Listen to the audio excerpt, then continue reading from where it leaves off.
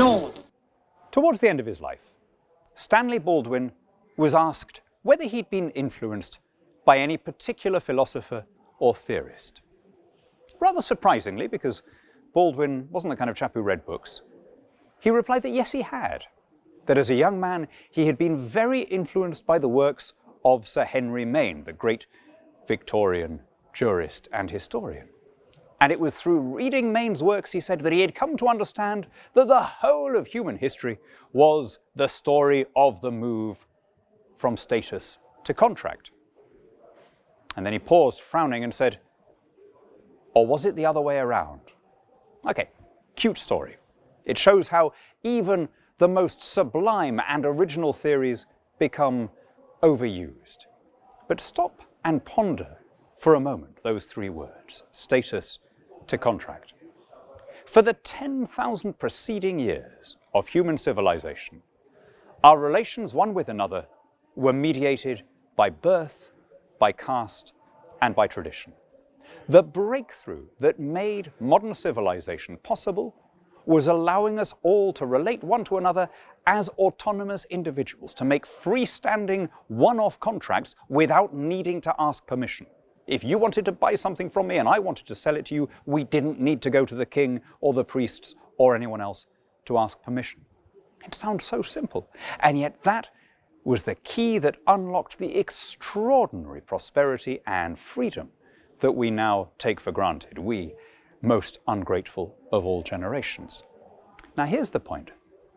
That autonomy of the individual, that elevation of the citizen above the collective is not natural.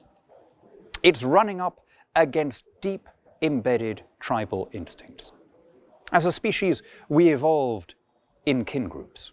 We think in terms of tribe, of collective identity. The individualism, which was the basis first of the Anglo-Saxon miracle, then of the wider Western, and now of the prosperity of the world, runs up against instincts and intuitions buried deep in our DNA. So we need constantly to cultivate this miracle. All the time, nature is wanting to pour back in. Whether it's in the form of romanticism, whether it's in the form of revolutionary socialism, whether it's in the form of existentialism, any ideology, any philosophy that says we are alienated from this dull, soulless, materialistic world works because it's speaking to our inner caveman. And yet, forego that miracle, that status to contract autonomy, and very quickly we're back to the slavery and serfdom, the caste and oppression that we took for granted. And so every time you hear people talking about identity politics, about collective grievances, about reparations for groups who have supposedly suffered past harms, don't just dismiss it as irritating political correctness. Recognize the threat to the liberal order that that represents.